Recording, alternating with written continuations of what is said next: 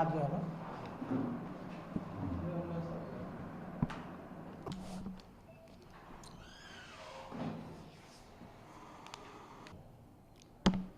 Media మిత్రులందరికీ నా నమస్కారాలు. గడిచిన కొద్ది రోజులుగా తెలుగుదేశం పార్టీకి సంబంధించిన ముఖ్యమంత్రి కాడి నుంచి చంద్రబాబు నాయుడు గారు అయితేనేమి, అలాగే లోకేష్ గారు అయితేనేమి, అలాగే మంత్రులు అయితేనేమి, చివరికి ఏ పదవి లేనటువంటి తెలుగుదేశం పార్టీ నాయకులందరూ కూడా వైఎస్ఆర్ కాంగ్రెస్ పార్టీ మీద, వైఎస్ఆర్ కుటుంబం మీద బురద జల్లే కార్యక్రమాన్ని తెలుగుదేశం పార్టీ వాళ్ళు పనిగా పెట్టుకోండి. ఏదైతే ప్రజలు పాలకులకు అధికారం ఇచ్చినప్పుడు ప్రభుత్వం ఏర్పడిన తర్వాత ప్రజల అనుగుణంగా వాళ్ళు పరిపాలన చేయనప్పుడు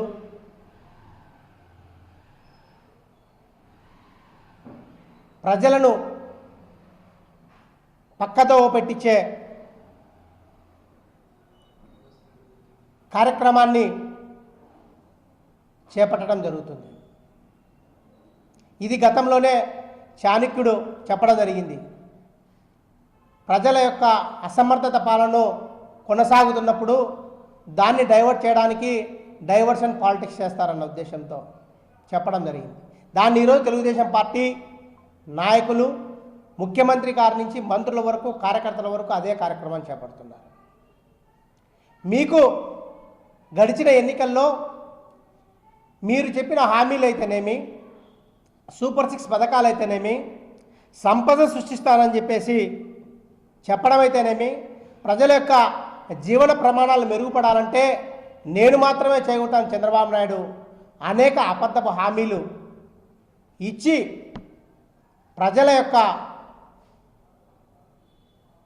మనసును ప్రకారం మేము మారిన మనిషిని అని చెప్పి ఓట్లు వేయించుకుని 2 సంవత్సరాలు పూర్తయిన తర్వాత మీరు సృష్టించాలన్న సంపద ఎక్కడ సృష్టిస్తున్నారు, జీవన ప్రమాణాలు ఏ విధంగా మెరుగుపడినాయి అనే విషయాలు మీరు చెప్పకుండా ఏవైతే సూపర్ 6 పథకాలు అయితేనేమి, అలాగే వాటితో పాటు 41 అనుబంధ పథకాలు మీరైతే ఏవైతే చెప్పారో మేనిఫెస్టోలో మీరందరూ గమనించాల్సిన అవసరం ఉంది.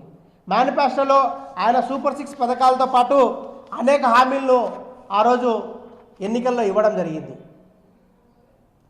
మృత్యకారులకైతేనేమి, అలాగే మన ఒడ్డర్లకైతేనేమి, అలాగే మన మహిళలకైతేనేమి, మన పాడి రైతులకైతేనేమి, కాపు సంక్షేమం అయితేనేమి, ఆర్యవైశ్యులకైతేనేమి, అలాగే ఉత్తరాంధ్ర అభివృద్ధి అని, రాయలసీమ అభివృద్ధి అని, వీటన్నిటి ఇన్ని అబద్ధపు హామీలు ఇచ్చి మీరు ప్రభుత్వంలోకి వచ్చి ఈరోజు 2 సంవత్సరాలు పూర్తయిన తర్వాత ఏవైతే మీరు హామీలు ఇచ్చారో ఎన్నికల్లో మేనిఫెస్టోలో ఏవైతే పెట్టారో, ఏవైతే మహిళలకు మీరు ఇస్తా అన్న 15,000 అయితేనేమి, నిరుద్యోగ భృతి అయితేనేమి, అలాగే మన వడ్డీ లేని రుణాలు అయితేనేమి, రైతుల గిట్టుబాటు ధర అయితేనేమి, వీటన్నిటి మీద ప్రతిపక్షాలు మీరు అడుగుతుంటే వాళ్ళను గొంతు నొక్కే కార్యక్రమం చేస్తూ కేవలం చంద్రబాబు నాయుడు గారు, ఆయన తనయుడు లోకేష్ గారు, మంత్రులు ఎక్కడికి పర్యటనకు వెళ్ళినా కేవలం వైఎస్ఆర్ కాంగ్రెస్ పార్టీ మీద బురద జల్లే కార్యక్రమం, గొడ్డలి పార్టీ అంటూ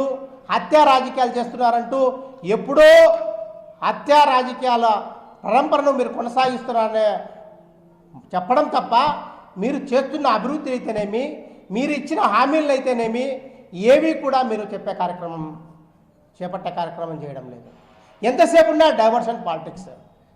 మీరు ఎప్పుడైతే ప్రమాణ స్వీకారం చేసినప్పటి నుంచి కూడా ఎక్కడ మీరు ఏదైనా ఒక జిల్లా పర్యటనకి వెళ్ళినా, ఏదైనా ఒక నియోజకవర్గాన్ని వెళ్ళినా ప్రజలందరూ ఎదురు చూస్తూ ఉంటారు. ఏదో ఒక శంకుస్థాపన చేస్తారు, లేకపోతే ఏదో ఒకటి హామీలు వాళ్ళు చెప్పినటువంటి ఆ నియోజకవర్గానికి సంబంధించి అయితేనేమి, జిల్లాకు సంబంధించి అయితేనేమి ఏవైనా సరే వాళ్ళు వరాలు ప్రకటిస్తారు, రాస్తారు. అవేవి కూడా మీరు ప్రకటించే కార్యక్రమం లేదు. నిన్న లోకేష్ గారు కడప నగరానికి పర్యటించి ఆయన చెప్పేది ఏంటి, ఈ కడపకి ఏం చేస్తామని చెప్పడంలా. ఎంతసేపు ఉన్నా జగన్మోహన్ రెడ్డి గారి పార్టీ గొడ్డల పార్టీ హత్యా రాజకీయాలు వాళ్ళ బాబా ఎన్ని రోజులైంది ఇప్పుడు వివేకానంద రెడ్డి మర్డర్ జరిగి, అది ఒక సిబిఐ ఎంక్వైరీ జరుగుతుంది, కోర్టు పరిధిలో ఉంది. అలాగే జరిగిన హత్యలన్నీ కూడా కోర్టు పరిధిలో ఉన్నాయి. వీటన్నిటిని మీరు చర్చించడానికే మీకు అధికారం ఇచ్చింది ప్రజలు. మీకు ప్రజలు అధికారం ఇచ్చింది.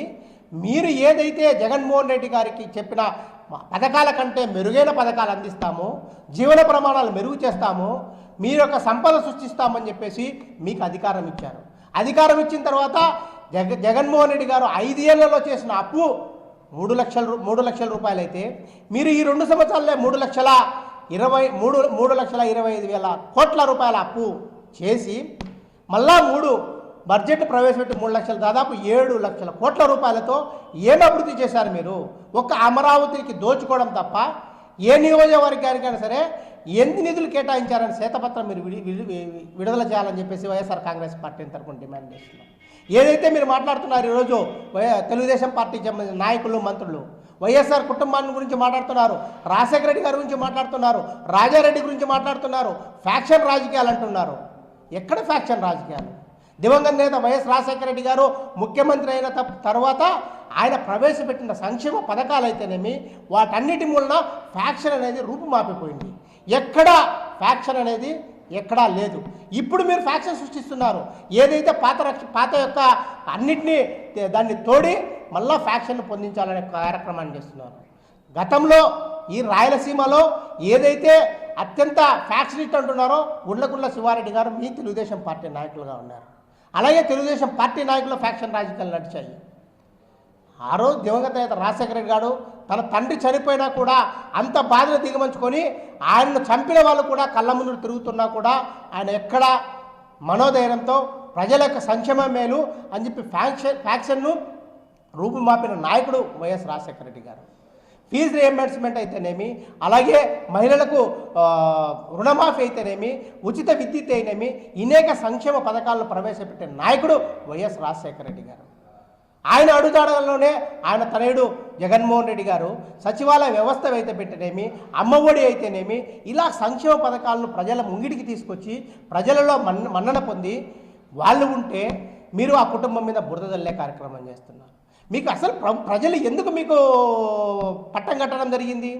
సుభిక్షంగా పరిపాలన చేస్తారు, మీరు ఇచ్చిన హామీలు నెరవేరుస్తారు. జగన్మోహన్ రెడ్డి కంటే ఎక్కువ హామీలు ఇచ్చారు, మీరు వాటిని నెరవేరుస్తారని చెప్పేసి మీకు ప్రజల అధికారాన్ని ఇస్తే మీరు చెప్తే 2 సంవత్సరాల తర్వాత ఏంటి? రాజారెడ్డి గారు ఫ్యాక్షనిస్టు, రాజశేఖర రెడ్డి గారు ఫ్యాక్షనిస్టు, వాళ్ళ అబ్బాయి యొక్క చరిత్ర, ఇవన్నీ మిమ్మల్ని ప్రజలు అడిగారా? ప్రజలు ఏం కోరుకుంటున్నారు? ఇప్పుడు గిట్టుబాటు ధర అడుగుతున్నారు రైతులు, గ్యాస్ ధరలు పెంచారు, పెట్రోల్ ధరలు పెంచారు. వీటన్నిటి మీద మాట్లాడితే మీరు ఫ్యాక్షన్ రాజకీయాల గురించి మాట్లాడతారు. అసలు నిజంగా ఎంత దారుణమైన విషయం అంటే, మనకు మహిళలకు 15,000 డబ్బులు మీరు ఎందుకు ఇవ్వలేదంటే జగన్మోహన్ రెడ్డి ఫ్యాక్షనిస్టు, నిరుద్యోగ వృత్తి ఎందుకు ఇవ్వలేదంటే రాజశేఖర రెడ్డి గారు ఫ్యాక్షనిస్టు. ఇదా మీరు చెప్పేది?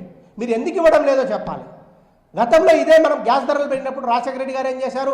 రాష్ట్ర ప్రభుత్వం నుంచి సబ్సిడీ ఇచ్చి ఆయన ప్రతి ఒక్కరికి సిలిండర్లు ఇచ్చే కార్యక్రమం చేశారు. మీరు ఉచితంగా గ్యాస్ సిలిండర్ ఇస్తామని చెప్పి ఈరోజు యుద్ధం సాకు చూపేసి మీరు గ్యాస్ ధరలు విపరీతంగా పెంచడం జరిగింది, పెట్రోల్ ధరలు పెంచడం జరిగింది. ఇంత దారుణంగా పరిపాలన చేస్తూ మీరు ఫ్యాక్షన్ రాజకీయాలను, రెడ్ బుక్ రాజ్యాంగాన్ని పొద్దు రాష్ట్రంలో అమలుపరుస్తూ మళ్ళా వైఎస్ఆర్ కుటుంబం మీద మీరు అవాకులు చెవాకులు మారుతారు. వాళ్ళ పరిపాలన మీరు ఒకసారి చూసారా? రాజశేఖర రెడ్డి గారి పరిపాలన అయితేనేమి, జగన్మోహన్ రెడ్డి పరిపాలన 5 సంవత్సరాలు చేసిన పరిపాలనలో చరిత్రలో గుర్తింపు తగిన అనేక పథకాలను ప్రవేశపెట్టడం జరిగింది. 3 సార్లు మీరు ముఖ్యమంత్రిగా ఉన్నారు. మీ హయాంలో ఇది చేశామని చెప్పే పరిస్థితి మీకు ఉందా అని చెప్పేసి వైఎస్ఆర్ కాంగ్రెస్ పార్టీని డిమాండ్ చేస్తున్నాం. ఇప్పటికైనా మీరెవరైతే తెలుగుదేశం పార్టీ నాయకులైతేనేమి, మంత్రులైతేనేమి, వాళ్ళందరూ కూడా వీటన్నిటిని పక్కన పెట్టి ప్రజలకు మీరు ఏం చేస్తారు, ఈ 2 సంవత్సరాల్లో ఏం చేసినారు, రాబో రోజుల్లో మీరు ఏం చేస్తారు అనేది ప్రజలకు తెలియజేసే కార్యక్రమం చేయండి. అంతేకాని రాజశేఖర రెడ్డి అబ్బా, జగన్మోహన్ రెడ్డి అబ్బా, జగన్మోహన్ రెడ్డి తాత, వీళ్ళతో మనకేం పని ఉందండి? ప్రజలు మిమ్మల్ని అడుగుతుంది, మిమ్మల్ని పరిపాలిస్తున్నారు. మీరు 3 సార్లు ముఖ్యమంత్రిగా ఉన్నారు, ఎందుకు వాళ్ళ మీద చర్యలు తీసుకోలేదు? అన్నీ తీసి ఖచ్చితంగా ఇప్పటికైనా బుద్ధి తెచ్చుకొని తెలుగుదేశం పార్టీ 3 లక్షల కోట్ల రూపాయల అప్పులు తీసుకొచ్చి రాష్ట్రాన్ని దివాలాపరం చేసి వీటన్నిటిని కూడా డైవర్స్ చేయడానికి తెలుగుదేశం పార్టీ ఎప్పుడు చేసిన డైవర్షన్ పాలిటిక్సే. ఏదైతే పీక్ స్టేజ్ ఇప్పుడు పెట్రోల్ గ్యాస్ ధరలు పెరిగినాయో దాన్ని డైవర్ట్ చేయడానికి ఈ ఫ్యాక్షనిజాన్ని ముందుకు తీసుకొని రావడం జరుగుతుంది. మీరు ప్రజలకు చేయాల్సిన మేలు చేయండి, ప్రజలకు ఏం చేస్తారో చెప్పండి, ఏ నియోజకవర్గానికి ఎంత అభివృద్ధి చేస్తారో చెప్పండి, మీరు ఇచ్చిన మేనిఫెస్టోలో ఎన్ని మీరు అమలు పరిచారో చెప్పండి, ఎందుకు అమలు పరిచలేదో చెప్పండి.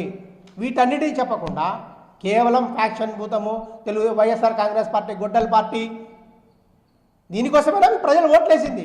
161 సీట్ల మ్యాండేట్ ఇచ్చింది దీనికోసమైనా ప్రజలు. ఎందుకోసం ప్రజలు మీకు ఇచ్చారు? వాళ్ళని పరిపాలన చేస్తారు, వాళ్ళకు సంక్షేమ పథకాలు అందిస్తారని చెప్పేసి మీకు మ్యాండేటరీ ఇస్తే మీరు అవన్నీ కూడా పక్కదారి పట్టించడానికి ఇన్ని కార్యక్రమాలు. క్యారెక్టర్ అసాసిన్ జగన్మోహన్ రెడ్డి గారు పార్టీ పెట్టినప్పటి నుంచి కూడా మీరు ఆయన క్యారెక్టర్ను అసాసినేషన్ చేయాలని చెప్పేసి చూస్తున్నారు. కానీ ప్రజలంతా అమాయకులేం కాదు, ప్రజలు అన్నీ గమనిస్తున్నారు. ఖచ్చితంగా జగన్మోహన్ రెడ్డి వెంటే ప్రజలు ఎల్లప్పుడూ ఉంటారు. మీరు చేసే జిమ్మిక్కులు మోసాలు ఒకసారి చెల్లుతాయేమో, ప్రతిసారి చెల్లే పరిస్థితి ఉండదని చెప్పేసి కూడా మీ అందరికీ కూడా తెలియజేస్తూ, రాబో కాలంలో మీరు ఇదే విధంగా మాట్లాడితే ఖచ్చితంగా తగిన మూల్యం చెల్లించాల్సి వచ్చిందని వైఎస్ఆర్ కాంగ్రెస్ పార్టీ తరపున మేము డిమాండ్ చేస్తున్నాం.